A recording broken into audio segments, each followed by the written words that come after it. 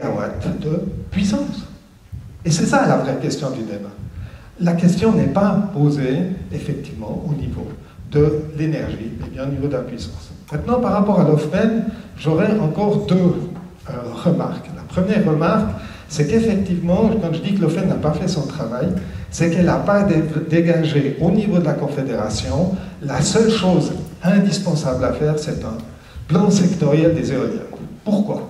Si on veut construire des éoliennes en Suisse, eh bien, il s'agit fondamentalement, au niveau de l'aménagement du territoire, de décider au niveau de la Confédération, puisque le seul outil de la Confédération sont les plans sectoriels, il s'agit de développer, comme pour les lignes à haute tension, comme pour les lignes de chemin de fer, comme pour les routes, une planification nationale qui dit où est-ce qu'on va mettre les éoliennes, et partant de là, descendre sur les planifications cantonales et sur les planifications communales. Parce que dans ce pays, l'aménagement du territoire est dicté ou donné par les communes.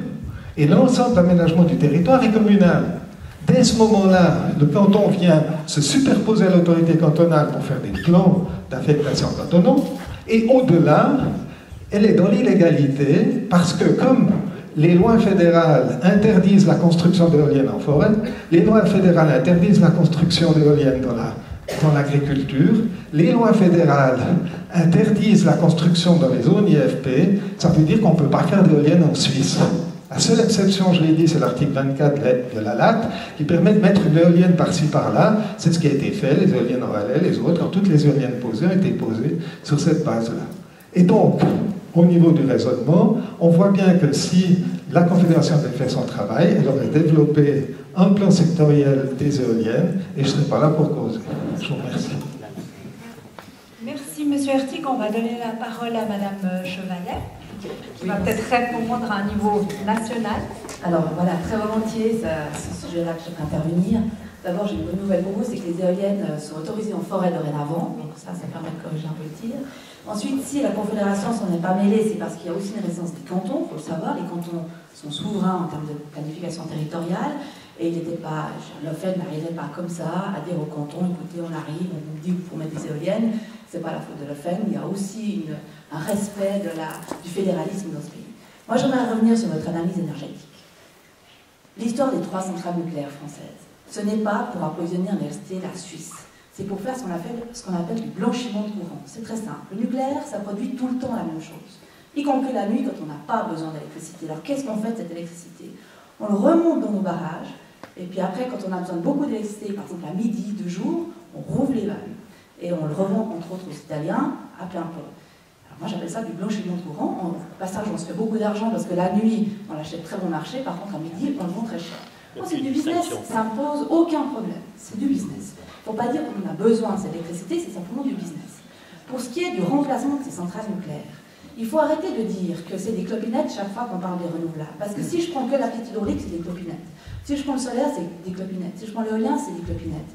C'est l'ajout de ces clopinettes qui va faire qu'on va remplacer l'énergie nucléaire. Et en plus, ça va sécuriser le pays. Pourquoi? Parce que s'il y a une grosse panne dans une grosse centrale nucléaire, ça va mettre beaucoup de gens dans les problèmes. Alors qu'il est inimaginable d'avoir toutes les éoliennes en panne en même temps, ou pas de soleil, ou pas d'eau, ou tout ça. Donc la sécurité énergétique du pays, c'est aussi de se tourner vers cette multiplicité. Et il faut qu'on change d'état d'esprit. On part de grosses productions actuelles très centralisées à de multiples productions décentralisées. C'est un tout autre schéma aujourd'hui énergétique qu'on est en train de mettre en place.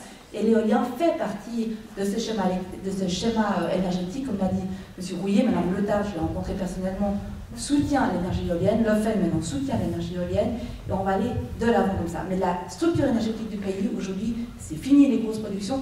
Pour ce qui est du stockage, ça produit quand on n'en a pas besoin. Ça fait longtemps qu'on a réglé avec le pompage, turbinage, puisque la nuit, je vous rappelle qu'on n'a pas besoin de 5 centrales nucléaires en Suisse pour notre électricité. Alors qu'est-ce qu'on fait de cette électricité? Eh bien, on le pompe et on le returbine quand on en a besoin. Quand il y aura beaucoup d'éolien, eh bien, on fera la même chose. Je ne vois pas pourquoi on peut le faire avec le nucléaire et on ne pourrait pas le faire avec les renouvelables. Voilà.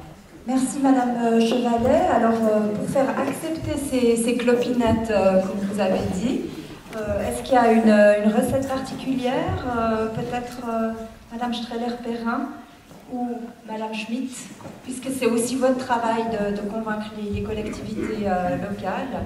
Peut-être là, je change un tout petit peu de sujet, mais je pense que c'est aussi un des thèmes ce soir, c'est comment faire accepter cette comment il faut dire, modification du paysage au niveau local, et puis peut-être un petit peu, puisque le paysage est à tout le monde. Moi j'habite à Lausanne, mais j'apprécie des paysages qui sont loin de chez moi, ailleurs dans le canton.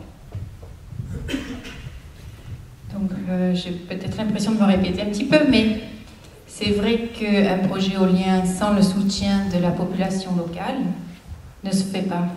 Donc comment est-ce qu'on peut favoriser l'acceptation de la modification paysagère induite par les éoliennes?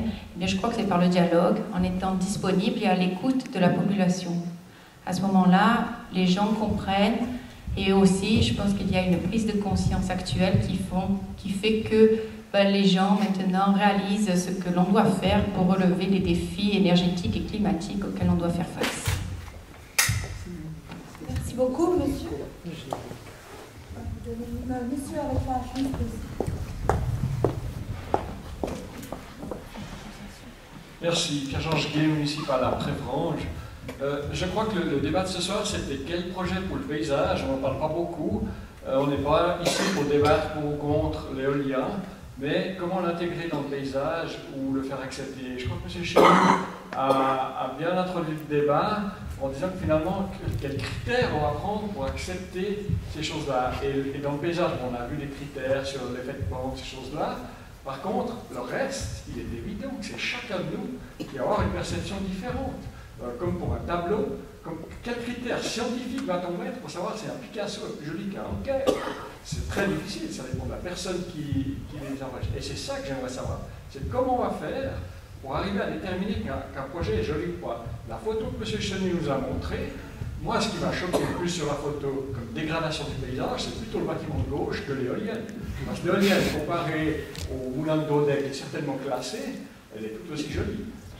Alors, Madame Strel, elle l'a dit aussi, hein, c'est vraiment très subjectif. Je vous remercie de cette question. C'est vrai que l'état de la grange qui est en face de l'église de Montron n'est pas dans un état exceptionnel, mais dans quelques années, il va être rénové et restauré. Je ne sais pas si on arrivera à faire la même chose sur l'éolienne qui est derrière.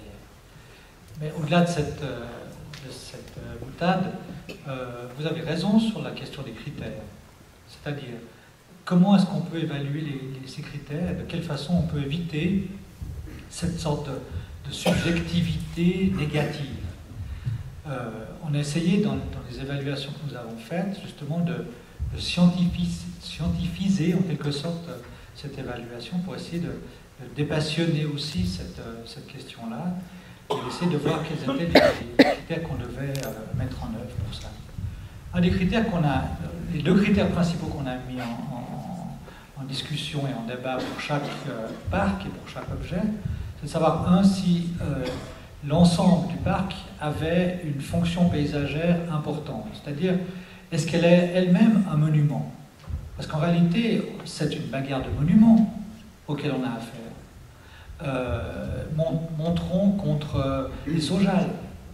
Et je pense qu'il y a là une interactivité entre ces deux types d'objets qui effectivement nous questionne et nous interroge sur lequel on souhaite pouvoir privilégier. Je pense qu'il y a ici, on a mis en place quelques outils qu'il faut encore développer, mais une question qui est liée à la nature même de l'échelle de ces éoliennes en face ou à côté et à distance d'un certain nombre de monuments en particulier. De savoir quelle est la prévalence de l'un sur l'autre et dans quel cas il faut mettre en évidence effectivement le monument éolien. Il y a des endroits, à mon sens, paysagers, sur la question du paysage comme monument. L'éolienne au Chalet d'Agobet, l'image que vous a montrée Mme Streller-Perrin dans le champ de neige, on a affaire à un objet isolé qui prend cette valeur monumentale par sa échelle, par sa couleur, par sa technicité, par sa situation. On est véritablement dans une confrontation que j'appelle positive. Puis il y a des confrontations qui sont négatives, et il ne faut pas se le cacher non plus. Et ces confrontations négatives, on doit aussi